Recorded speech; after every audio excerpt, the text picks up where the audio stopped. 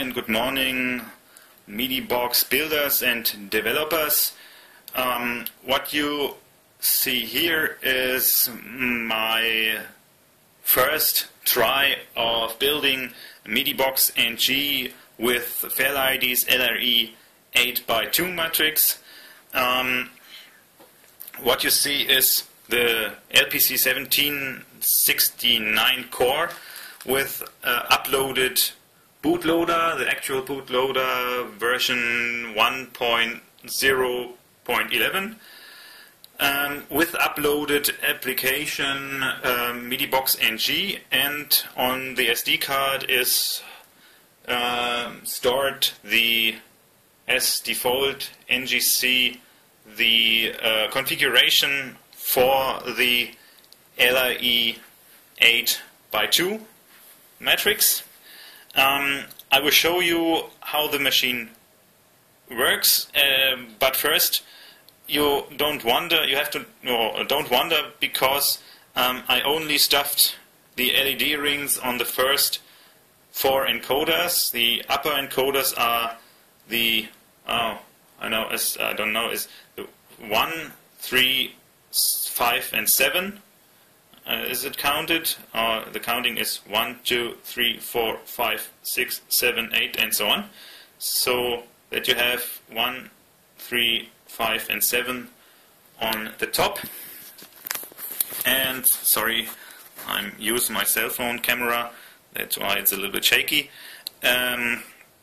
What you see is that I stuffed on the first 4 encoders different types of LEDs. That are the LEDs that I have at home. I ordered this one and this one from Mouser. The standard 3mm T1 type is an LED type what was already tested. I don't know by who of you, but it was already tested. And this one is a different type of that LEDs that are tested. You see that are rectangle LEDs, 5 by 2 millimeters. And the already tested LEDs had from the data sheet has 3.8 millicandela, and this one I ordered should have 80 millicandelas, 8T, not 18, 8T. But what you will see when I start the machine, I have light on my desk or on my table because the window is open. I will close it for you later that you can see how the LEDs are glowing in the dark and when it is light in the room. So I started with Mouser 5 by 2 millimeters, 3 millimeter standard T1 type. This type of LEDs comes from Mesh TV. That are great LEDs in usual usage. When you use it here on this encoder ring matrix, it's not so useful on this this device. You will see it when I start the machine. And this is a type of LEDs, also standard T1 3mm round shape LEDs, coming from Tyler Electronics in Thailand. That was my first try to order at Tyler. You can try to order there. It's extremely quick delivery. It took 2 to 3 days till it came from Thailand to Germany via DHL, and but you should prefer other types of LEDs because these types can have some problems. I used it in another device in a GM5X5X5 module, and there I tested some of that LEDs where you could see that the light didn't come out of the center from the LED because the little reflector in the LED body wasn't direct in the middle. It was a little bit in other angles when the light coming not up to you it makes another angle. It came out of another angle sometimes. But when you see here, on this ring, or these 16 LEDs were working great. They are all okay.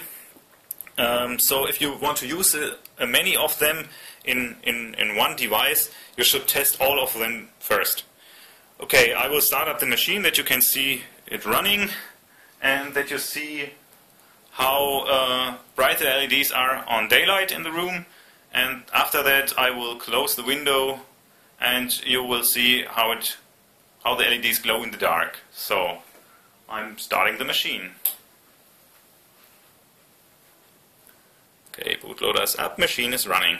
And what you see is that the first LEDs on every encoder is glowing, and at this point you see that this one is really dark.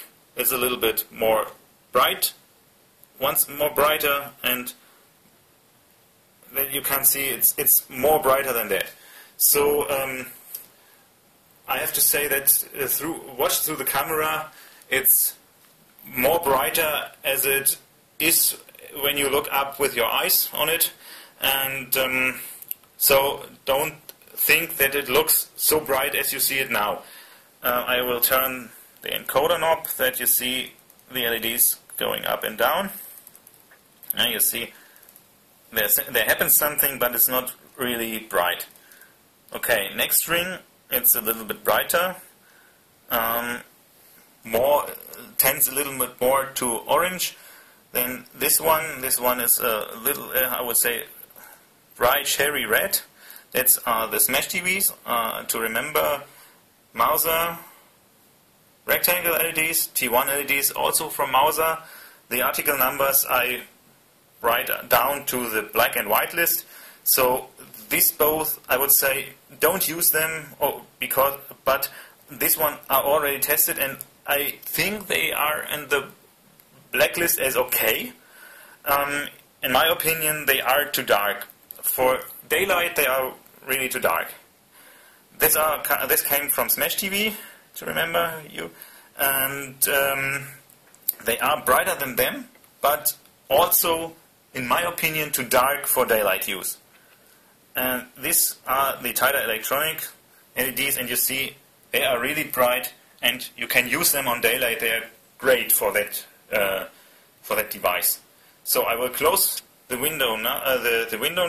I will turn all them down to show you in effect what you have and see when it is dark. That is a little problem that I have, and I hope that someone like fairligthiii or TK can help me with that. I cannot imagine where it comes from, but I have an idea. I hope that it comes from, because I don't stuffed all the LEDs on the other encoders. I only use the four first encoders, and hope that that is the problem on it.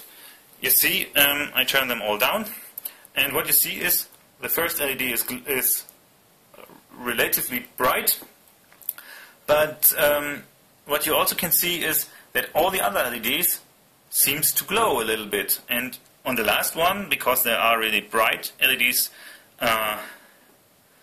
and you see that they are glowing. I turn the wheel now, as you can see here, yeah, something happens, and that looks great now, but when it's like the pictures on the forum, what you can see in other pictures from TK or fairligthiii, it looks on the video really bright, but it isn't that much bright.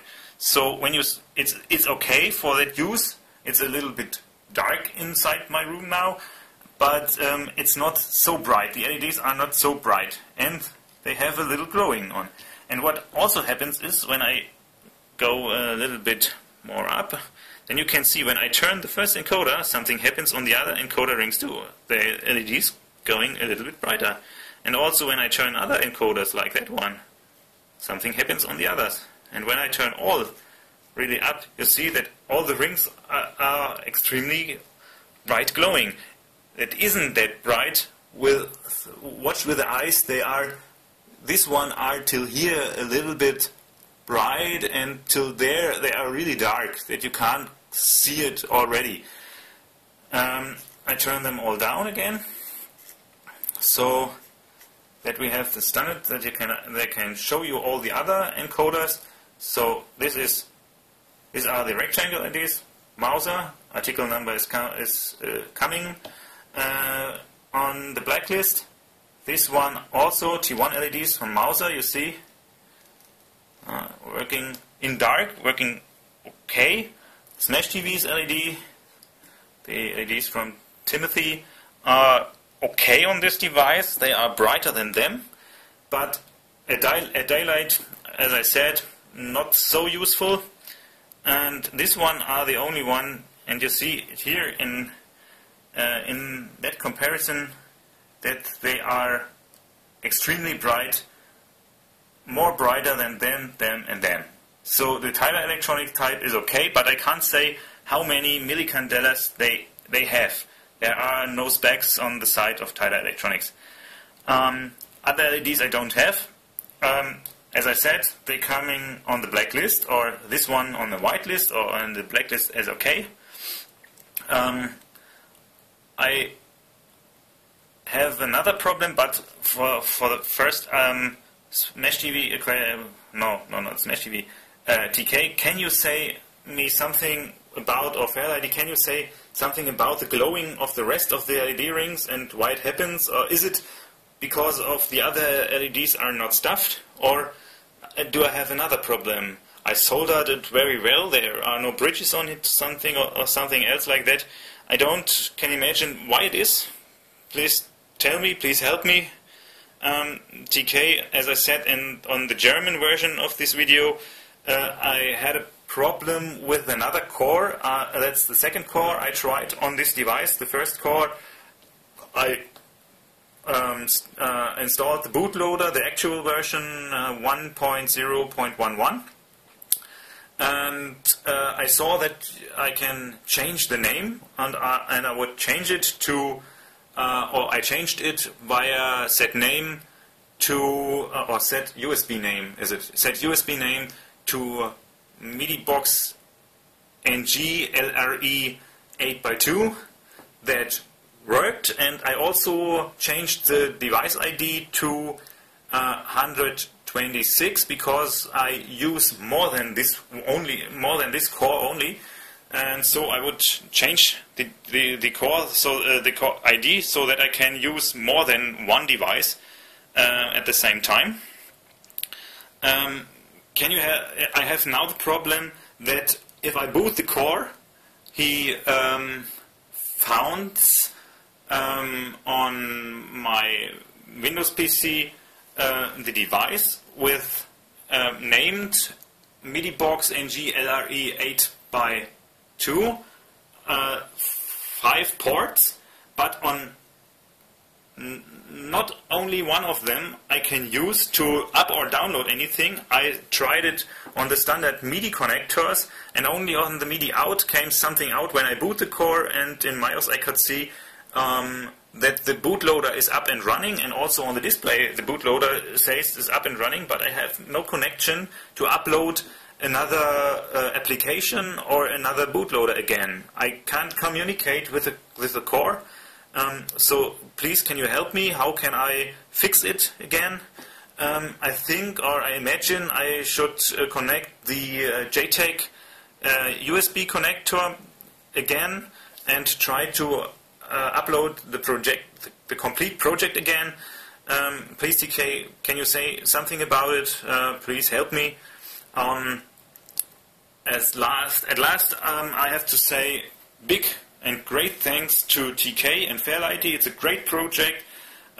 Thanks to all the MIDI guys, the MIDIbox guys, which bring these projects to that what they are now. It's really great. I follow the microcontroller apps website since years from now, and your job is really great. Please, please, please go so on, and thanks for all the help and all the great work you make, and the last what I can say is bye, have a nice day, yours MaG2k, bye.